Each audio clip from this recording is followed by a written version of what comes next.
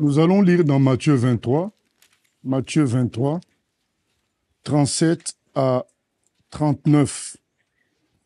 Matthieu 23, 37 à 39. Ensuite, Jean 10, 10. Matthieu 23, 37 à 39. Et puis, Jean 10, 10. Il est écrit ceci, c'est Jésus qui parle. « Jérusalem, Jérusalem, qui tue les prophètes et qui lapide ceux qui te sont envoyés. Combien de fois ai-je voulu rassembler tes enfants, comme une poule rassemble ses poussins sous ses ailes, et vous ne l'avez pas voulu. Voici, votre maison vous sera laissée déserte, car je vous le dis, vous ne me verrez plus désormais, jusqu'à ce que vous disiez, béni soit celui qui vient au nom du Seigneur. » Le Seigneur parle à Jérusalem en sortant de Jérusalem. Il pleure, il se lamente sur Jérusalem. Il dit, j'ai voulu vous encadrer, j'ai voulu m'occuper de vous, mais vous n'avez pas voulu. Et il s'en va triste. Et dans Jean 10, 10, il dit, « Le voleur ne vient que pour dérober, égorger et détruire. Moi, je suis venu afin que les brebis aient la vie et qu'elle aient en abondance. » Voilà, il le dit. Satan, son travail, c'est de dérober, c'est de mentir, c'est de tromper et de détruire les humains. Moi, Dieu, moi, Jésus, je suis venu pour donner la vie et la donner en abondance. Il y a une confusion qu'il y a dans la conception de Dieu. Beaucoup de gens conçoivent Dieu comme un policier qui est là pour surveiller si quelqu'un obéit ou pas à certaines règles et pour emprisonner ceux qui n'obéissent pas. Dieu n'est pas celui-là. Dieu, c'est le bon berger.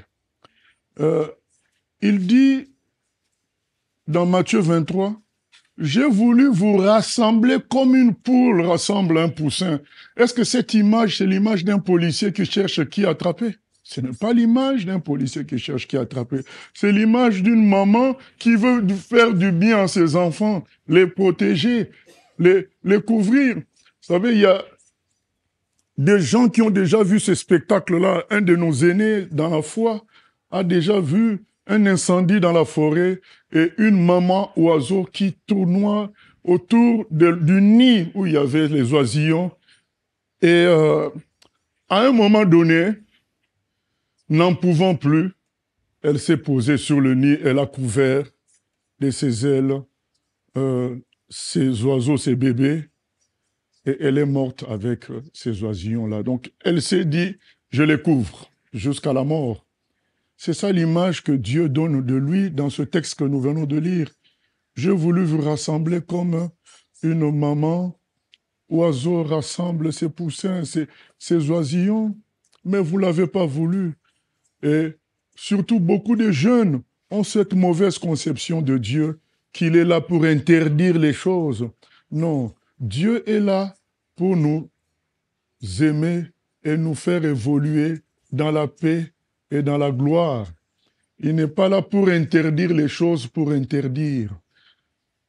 Aujourd'hui, quand un parent fait des efforts pour que son fils étudie, est-ce que c'est pour lui faire du mal? C'est parce que le parent connaît l'avenir. Il sait que l'avenir sans diplôme, c'est difficile. Il sait que l'avenir sans études, c'est compliqué. Est-ce que c'est pour faire du mal quand le parent insiste pour que tu fasses les devoirs? Ce n'est pas pour faire du mal. Donc cette conception de Dieu policier qui cherche celui qui fait l'erreur pour frapper, c'est une fausse conception qui éloigne beaucoup de Dieu et qui dévie beaucoup, qui se croient de Dieu aussi, qui pensent qu'en ne faisant pas ceci, en ne faisant pas cela, ils sont en accord avec Dieu. Et de l'autre côté, ils désobéissent à plein d'autres commandements parce que tout simplement, ils ont sauvegardé leur apparence. De ce nombre sont les pharisiens qui, à l'époque, avaient l'impression de servir Dieu parce qu'ils s'habillaient de telle manière, Ils allaient régulièrement au temple, ils payaient la dîme. Mais quand Jésus est venu, le véritable Dieu, il leur a dit, vous n'êtes pas dans la volonté de Dieu parce que vous détestez les gens simples. Vous détestez les pauvres. Vous faites du commerce dans le temple de Dieu. Vous n'êtes pas dans la volonté de Dieu. Parce que moi qui suis Dieu, je viens vers vous, vous me rejetez. C'est que vous n'êtes pas dans la volonté de Dieu. Mais ces gens-là donnaient l'impression d'être corrects. Ils détestaient les prostituées, tous ces gens-là. Mais Jésus dit, mais non, Dieu est venu pour sauver. Vous n'êtes pas dans sa volonté.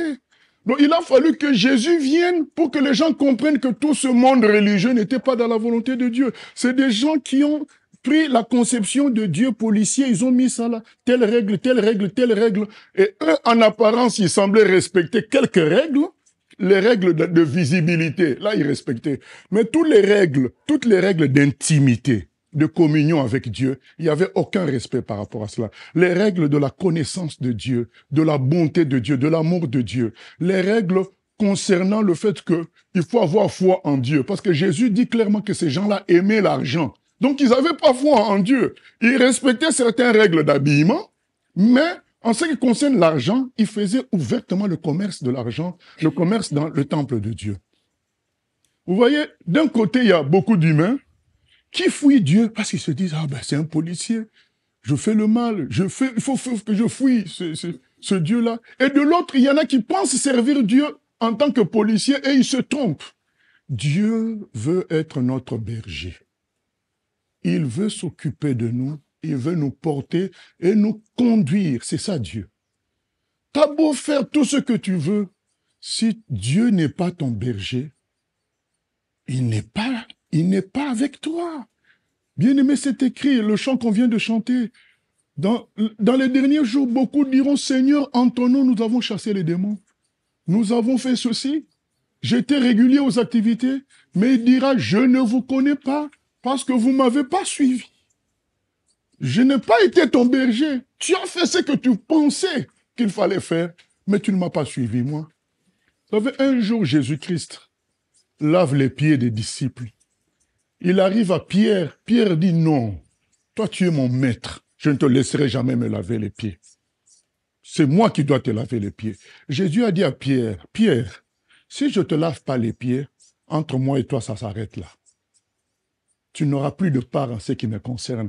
Tu es en opposition avec l'esprit que moi j'amène, l'esprit d'humilité, de simplicité. C'est pour dire, bien aimé, si Jésus a été sévère comme ça avec Pierre, pour lui dire, ça se coupe entre toi et moi si tu barres la route à la vraie manifestation de Dieu, qui est l'amour, la simplicité. Jésus dit, je suis votre maître, mais je suis parmi vous comme étant le serviteur. C'est ça, suivre Dieu. Suivre Dieu tel qu'il se présente, pas tel que moi je l'imagine. En fonction de certains passages bibliques, je l'imagine de telle manière. Non, lui-même, il se présente comment? Il dit, j'ai voulu vous rassembler comme une poule rassemble ses poussins. C'est ça qui est Dieu. Il veut récupérer les hommes qui se sont laissés tromper par Satan, par le péché. Et beaucoup pensent, ah ben, il veut nous rendre la vie difficile. C'est comme le feu rouge. Quand tu es pressé, tu as l'impression que le feu rouge est un ralentissement. Mais si tu es responsable de la mairie, responsable dans le trafic routier, tu regardes bien les choses, tu vas comprendre que sans le feu rouge, sans les ronds-points, toutes ces choses-là qui ont été établies, la circulation sera impossible. Parce que chacun va faire ce qu'il veut et il y aura des blocages. Mais il faut des agents pour pouvoir faire circuler les gens, arrêter certains, faire passer d'autres. S'ils ne font pas ça, pour la personne qu'on arrête, c'est comme un frein. Mais si on voit les choses dans leur globalité, sans ça, il y a le désordre et il y a le blocage pour tout le monde. Pour tout le monde. C'est la même chose. Dieu, quand il dit « il ne faut pas voler », c'est pas par plaisir, il dit qu'il faut pas voler. Il fait ça parce que si tout le monde vole, c'est le désordre.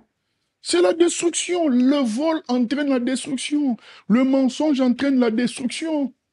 Quand Dieu dit qu'il n'y a que le mariage qui autorise une relation entre un homme et une femme, ce n'est pas pour embêter, parce qu'il sait que En réalité, en dehors de ça, c'est la destruction, c'est des suicides, les gens se suicident parce que oui, mais tu n'es pas marié, donc la personne aussi peut décider un jour de s'en aller. Il n'y a pas un lien de fidélité, il n'y a pas un lien, un engagement clair. Mais au début, ça paraît la liberté, je vis ma vie. Mais oui, mais le problème, c'est que le jour où l'autre, dans cette même liberté-là qui t'éloigne de Dieu pour te dire, je veux vivre ma vie, je veux avoir un petit copain, une petite copine, cette même liberté peut être utilisée par ton partenaire pour dire, je veux en changer. Mais est-ce que toi, tu vas supporter cette liberté-là? Non. Donc, Dieu connaît tout ça quand il dit, il ne faut pas. Engage-toi dans quelque chose de sérieux, de définitif. Parce que si tu t'engages à la légère, la même légèreté va t'être nocif un jour. Ça va être difficile, ça va te faire souffrir. Dieu connaît tout. Il connaît le fonctionnement de l'humanité. Donc, quand il y a certaines interdictions, ce n'est pas pour nous embêter, c'est en tant que bon berger. Quand un parent dit à son enfant de ne pas toucher le fer, à repasser un enfant de 2 ans, de 3 ans, ce n'est pas pour embêter son enfant. C'est parce que le fer à repasser peut être très chaud et brûler l'enfant. Donc, arrêtons avec cette conception négative de Dieu, de celui qui veut embêter par des lois et par des règles. Les lois divines sont bonnes. Elles sont là pour nous permettre de vivre. Elles produisent la vie. Et c'est des lois du bon berger par amour pour les gens qui l'aiment. Quand il interdit les choses, ce n'est pas pour embêter. Dieu est avant tout le bon berger. Il dit, j'ai voulu vous rassembler comme une poule rassemble ses poussins. C'est ce que Jésus dit. Mais vous ne l'avez pas voulu, bien-aimé. Vous ne l'avez pas voulu. Quand le Seigneur donne, on dit, mais quel est le commandement que tu nous laisses? Il dit, tu aimeras Dieu de tout ton cœur, de toute ton âme, de toute ta pensée. Et tu aimeras ton prochain comme toi-même. C'est le même commandement, il dit. Parce que si tu aimes Dieu, tu vas aimer ce qui vient de Dieu, la création, les hommes, tout le reste. Et dans ce commandement d'amour, où est-ce qu'il y a le côté policier? Non, c'est la construction. Dieu vient pour construire nos vies. Et en construisant nos vies, c'est normal qu'ils nous disent, attention, ne dépasse pas telle limite, parce que de l'autre côté, il y a tel danger. C'est normal qu'ils te disent, attention, c'est interdit de faire ceci parce que si tu fais ça, les conséquences sont mauvaises. Et c'est ça qu'il présente en disant, le voleur, le diable, n'a pour but que de te détruire. Et il ne faut pas croire que quand toi tu penses faire le mal, ça vient de toi à 100%. Tu te trompes. Tu es manipulé. Lorsque l'homme a des idées, l'homme souvent pense que c'est lui, et donc du coup, quand il est face à la parole de Dieu qui lui interdit ces mauvaises choses, il pense qu'on s'oppose à lui. Non. Dieu s'oppose à la voix du séducteur qui est derrière toi pour te tromper, pour te faire croire qu'il t'aime. Il te dit, oh, si tu étais avec moi, le diable, oh, tu pourrais aller en boîte de nuit tranquillement. Si tu étais avec moi, le diable, tu fumerais, je t'interdirais pas. C'est votre Dieu là qui vous complique les choses. Ah mais Jésus dit, non, la stratégie du diable, c'est de tromper. Diable vient d'un mot qui veut dire qui veut dire d'un mot diabolos, qui veut dire le calomniateur, le menteur. Il est le père du mensonge, dit Jésus. Quand il te fait croire que la liberté qu'il te propose, c'est une vraie liberté, c'est un mensonge. C'est le début d'un esclavage. Il te dit, fais ceci, moi je ne vois pas de mal à cela. Et petit à petit, tu deviens esclave. Toi, un être humain qui a fait des études, qui a de l'argent, qui a une maison, tu deviens esclave d'un rassemblement de feuilles qu'on appelle cigarettes. Voilà, tu ne peux plus t'en passer. Tu en deviens fou. Et le diable, là, il est d'accord, il a réussi. Il est content, il a réussi son piège. Quand Dieu te dit, il ne faut pas te coucher sous la colère, toi, tu te dis, sous l'inspiration du diable, sans que tu t'en rendes compte, tu te dis, mais non, là, il a exagéré. Tu te couches tranquillement avec la colère parce que tu estimes que l'autre a exagéré. Et tu n'écoutes pas la voix de Dieu qui te dit, attention, La colère, ça détruit. Bien aimé, même scientifiquement, médicalement, c'est reconnu que la colère produit des toxines qui détruisent le corps. Et donc, quand Dieu dit ne te couche pas sous la colère, c'est pas parce que Dieu veut exagérer. Non, il connaît les conséquences. Il le fait en tant que bon berger. Ma prédication, c'est accepte que Dieu s'occupe de toi et te conduise. Arrête de te conduire par toi-même. La foi, ce n'est pas la vie chrétienne ou la foi, ce n'est pas il est interdit de ceci, il est interdit de cela, je ne vole pas, je ne trompe pas, c'est bon, je suis en accord avec Dieu. Non, non, non, non. Jésus a dit, j'ai voulu vous rassembler comme une poule rassemble les poussins. Il n'a pas dit que j'ai voulu vous préserver du vol. J'ai voulu vous préserver du mensonge. Non, il a dit, j'ai voulu vous rassembler comme une poule rassemble les poussins. C'est-à-dire que la poule, quand elle se déplace, les poussins suivent. Il a dit, là où je suis, c'est là que sera mon serviteur. Ce n'est pas une question de ne vole pas, ne ment pas. C'est là où je suis. Quand il dit, il veut laver les pieds, Pierre dit non. Pierre, quand il dit non là, pour lui, il fait le bien. Il se dit, mais ça c'est le maître. Le maître ne peut pas me laver les pieds. Entre nous, nous aussi on aurait fait ça à peu près. On dirait, mais non, mais moi je ne peux pas laisser le maître me laver les pieds. Sauf que s'il est vraiment le maître, il doit faire ce qu'il veut, vrai ou faux. Donc Pierre, même si c'était pas logique, on est d'accord, pour nous tous, c'est pas logique que tu arrives au travail, eh ben c'est le PDG de la boîte qui vient, qui te dit, écoute, je vais te faire ton café, te servir. C'est pas logique. Mais sauf que, puisque c'est le PDG, puisque c'est le patron, il doit faire ce qu'il veut. Et donc, quelque part, Pierre, en disant non, lui, il semble manifester un certain respect pour Jésus, une certaine fierté en l'endroit de Jésus-Christ, mais sauf qu'il désobéit au même Jésus. Jésus lui dit, mais tu désobéis sans que tu te rendes compte. Parce que dans ton idée, faire ça, c'est pas bon. Mais sauf que c'est là, c'est moi qui décide. Vous vous souvenez, il y a beaucoup d'épisodes avec Pierre dans ce sens-là. D'ailleurs, on va en lire un, c'est prévu. Mais je vais vous citer un autre. Dans Actes des Apôtres, chapitre 10, Jésus envoie une vision à Pierre. Dans la vision, il y avait une nappe avec beaucoup d'animaux du genre tortue, les animaux que l'Ancien Testament interdit de manger. Il voit la nappe remplie de ce genre d'animaux. Et puis une voix lui dit, tue et mange. Il reconnaît que c'est la voix du Seigneur qui lui dit, tue et mange. Il reconnaît cette voix puisqu'il connaît son maître. Qu'est-ce que Pierre dit? Mais non, mais là c'est interdit. Je ne peux pas. La voix recommence, tue et mange. Il sait que c'est son maître. Pierre lui répond encore, c'est interdit. Depuis mon enfance, je n'ai jamais mangé ces animaux-là. La voix lui dit, quand est-ce que tu sauras que c'est moi qui décide ce qui est légal et ce qui n'est pas légal? Et là, Pierre s'incline. Bien-aimé, c'est ça. C'est pour nous dire quoi?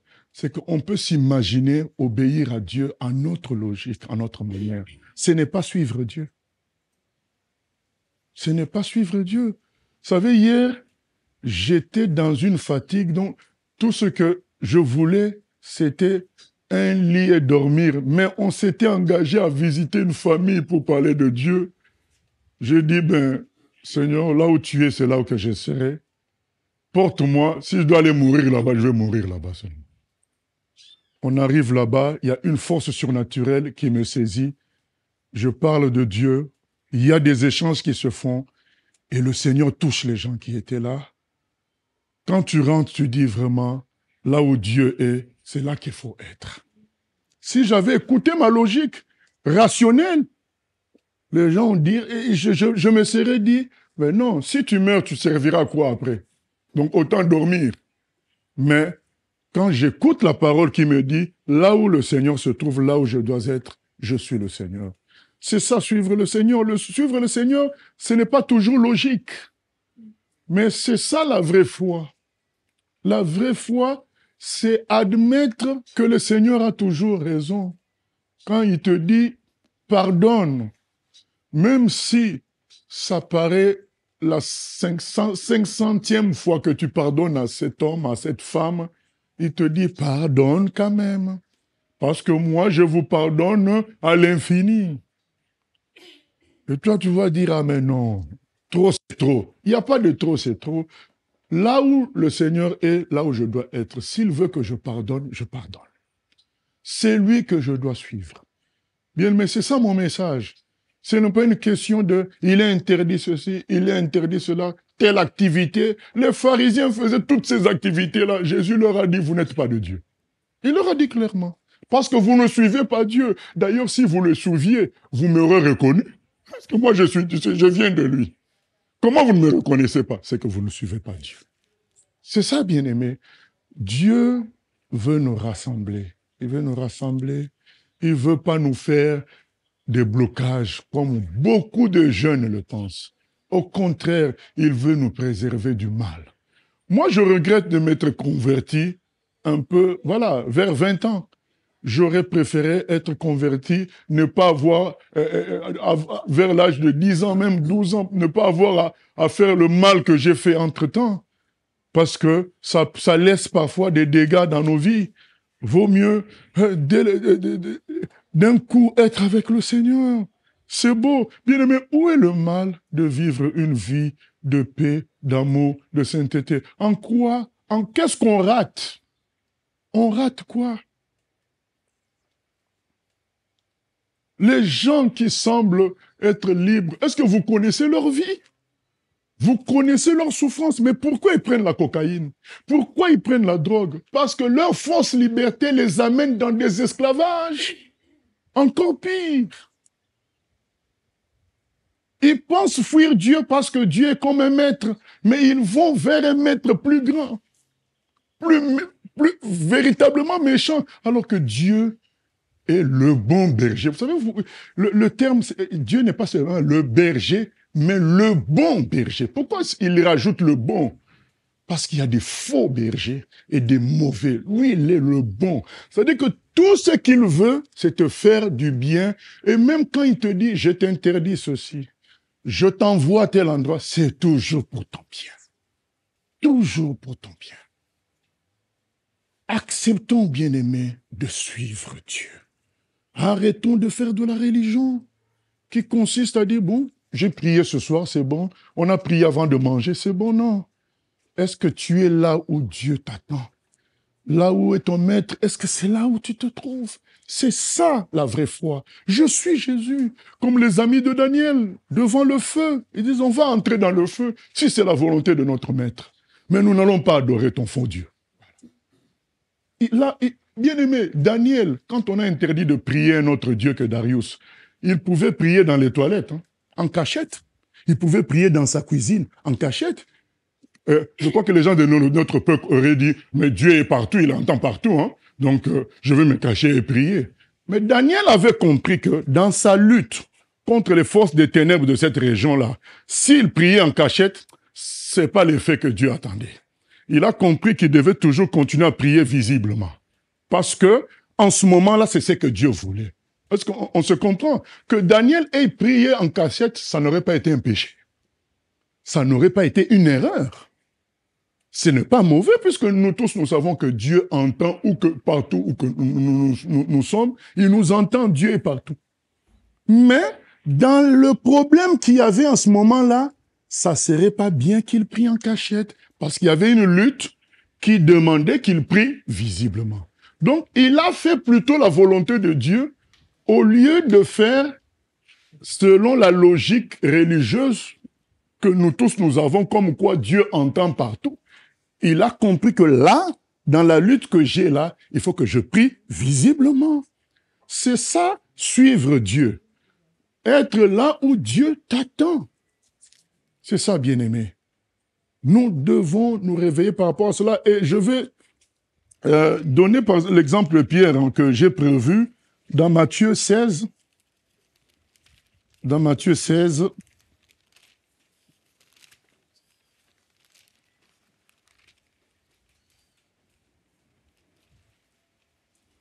au verset 21, il est écrit, « Dès lors, Jésus commença à faire connaître à ses disciples qu'il fallait qu'il aille à Jérusalem, qu'il souffre beaucoup de la part des anciens, des principaux sacrificateurs et des scribes qu'il soit mis à mort et qu'il ressuscite le troisième jour.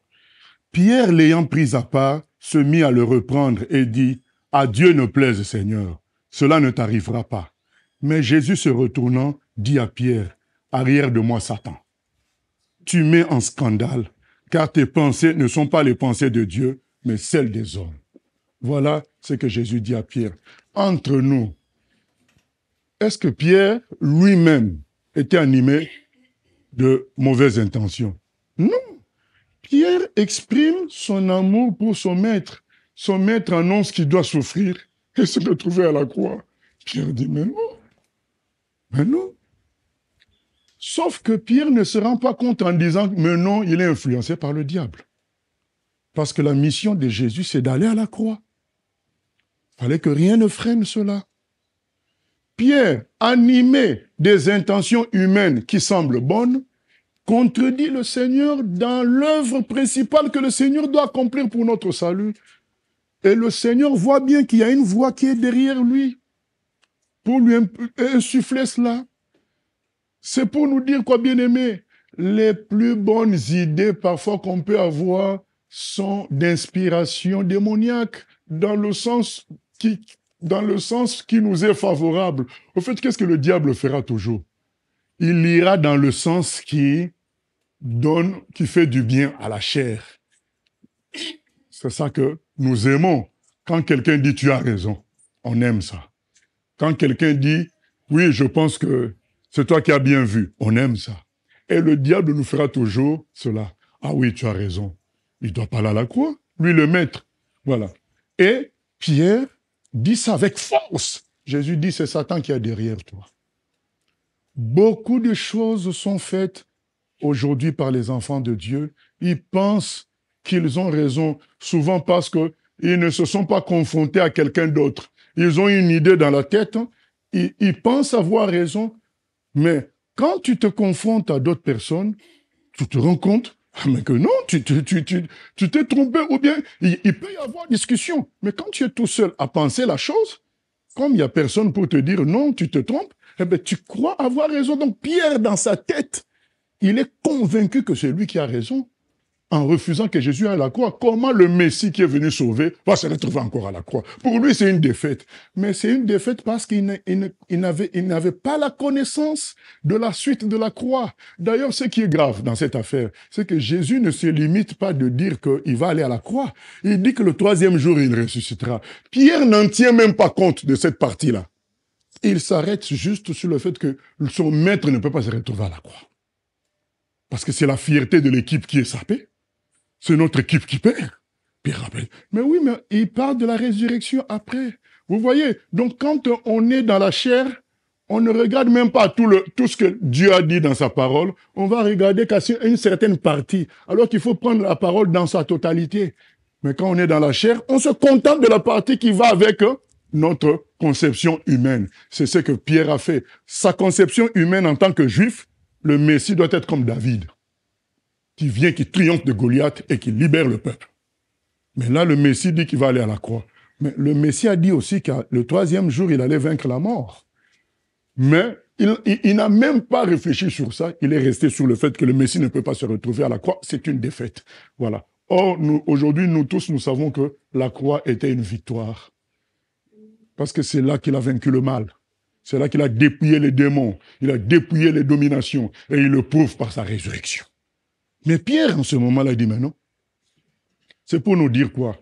Attention à ce qu'on pense être de bonnes idées. Attention à tout ce qu'on pense être, qui nous fait dire que nous avons raison. Attention, il faut examiner les choses au regard de la parole de Dieu. La parole de Dieu dans sa totalité. Pas la parole de Dieu avec des versets choisis. Pierre pensait avoir raison, mais il n'avait pas du tout raison. Et à un moment donné, Pierre, il dit ceci, il dit, les autres, Jésus dans Matthieu 26, on ne va pas lire ça, mais vous pouvez voir ça dans Matthieu 26, il dit, je sais qu'aujourd'hui, quand il a Gethsémané, il sait qu'on va l'arrêter, il dit que ça va être très dur pour vous, je vais être une occasion de chute pour vous, ça va être compliqué. Pierre dit, oh Seigneur, tous ces gens-là, tous les autres disciples, ils peuvent te trahir, moi jamais. Moi jamais. Jésus dit, Pierre, Satan t'a réclamé, il va te cribler et tu vas me renier 3 fois. Voyez, bien-aimés, je suis à la clôture maintenant. Lorsque nous ne suivons pas le Seigneur, ça finit toujours mal. Pour certains, ça va jusqu'au reniement du Seigneur. Parce qu'ils n'ont pas voulu suivre le Seigneur. Suivre le Seigneur, ça peut être obéir à tes parents. Tu ne suis pas. Pour certains, ça finit mal. Suivre le Seigneur, c'est obéir à ses instructions qu'il te donne à travers quelqu'un d'autre. Suivre le Seigneur, c'est ça. Suivre une route qui semble t'apporter aucune gloire. Mais tu sais bien au fond de toi que c'est ça que le Seigneur veut. Et beaucoup, pour avoir résisté à ça, ils ont fini par renier le Seigneur comme Pierre. L'apôtre Paul dit, Démas m'a abandonné. Voilà. Et parce qu'il n'a pas voulu de la vie de Paul une vie qui semblait être difficile, mais remplie quand même de la gloire de Dieu. Et l'apôtre Paul dit, Démas m'a abandonné pour l'amour des choses de ce siècle. Suivre le Seigneur, c'est très important. Et lui-même, il le dit dans le passage qu'on a lu dans Matthieu 23 plutôt, il dit, puisque vous n'avez pas accepté, votre maison sera laissée déserte. Comment reconnaître nos erreurs, bien-aimés? C'est regarder les conséquences de nos choix. Parce que quand on fait les choses, on pense avoir raison. Mais parfois, les conséquences nous parlent mieux que les discours, les discussions. Quand tu vois que finalement, le choix que j'ai fait, ça a mené à quoi? À la division, à la destruction. Il y a un homme, un jour, qui s'était réveillé. En observant sa femme, il s'est dit, oh, vraiment, elle est devenue moche, hein? Et il a fait le choix de ne pas résister à cette phrase-là. Petit à petit, moindre problème, on enflamme la chose. Et finalement, ils se retrouvent tous à vouloir divorcer. Et la femme est tellement blessée par les paroles entendues, elle-même d'ailleurs veut divorcer aussi, quoi. Mais, quelques semaines avant le divorce, l'homme revient quand même à la parole, parce que c'était des chrétiens. Je dis, mais non, la Bible interdit ça. Mais comment récupérer la situation? Comment récupérer la situation? Nous nous sommes trop blessés. Mais il a décidé d'obéir encore à la même Bible qui dit qu'on doit avoir foi au Seigneur. Il s'est relancé et a été dans une... Même si au fond de lui, il était un peu encore en colère, mais il a appliqué la Bible qui lui demandait de manifester la bonté et l'amour. Et même s'il recevait en retour que de méchanceté, il a appliqué. Il a suivi le Seigneur et le Seigneur a tout reconstruit. Alors, et lui-même, il dit, quand le Seigneur reconstruit, moi, je n'étais pas encore même reconstruit. C'est 2 semaines après. Mais en obéissant au Seigneur, j'ai pu convaincre l'autre. Même si moi-même, je n'étais pas encore bien à 100%. Mais il a obéi. Il a suivi le Seigneur. Le chemin du Seigneur, ça ne fait pas de nous des gens parfaits. Mais au moins, on est dans la bonne voiture. Dans la voiture du Seigneur. On est dans le train du Seigneur. Les choses vont se reconstruire. Voilà. Bien aimé, c'est très important. Beaucoup de gens cherchent à faire la chose parfaite. Non. Il faut être là où le Seigneur est. C'est ça qui compte. C'est pas une question de faire la chose parfaite. Et finalement, on ne fait rien. Non. Il faut être là où le Seigneur est. Construire avec le Seigneur. Travailler avec le Seigneur. Suivre le Seigneur. Le christianisme est en perte de vitesse parce que la plupart de ces enfants, les enfants de Dieu, ne suivent plus leur maître, ne suivent plus le Seigneur. Ils suivent leur logique. Et Jésus dit, quand vous suivez votre logique, votre maison sera laissée déserte. C'est ce qui arrive aujourd'hui. Aujourd'hui, que ce soit la musique du monde, que ce soit les manifestations sportives, toutes ces choses-là dépassent de loin les choses de Dieu. Les temps de réveil sont passés où les choses de Dieu avaient un poids dans le pays. Les choses de Dieu n'ont plus de poids dans les pays.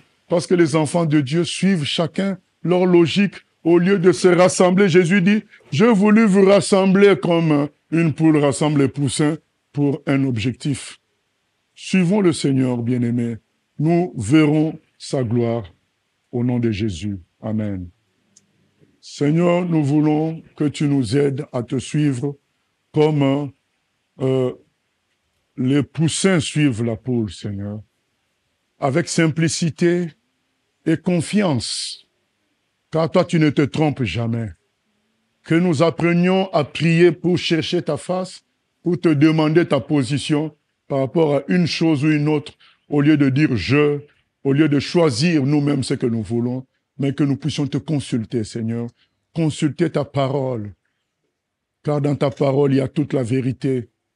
Nous ne voulons pas faire l'erreur du fils perdu, qui pensait qu'en gérant sa vie lui-même, avec la richesse de son père, il s'en tirerait bien, alors qu'il a mal fini, jusqu'au point de manger moins bien que les cochons.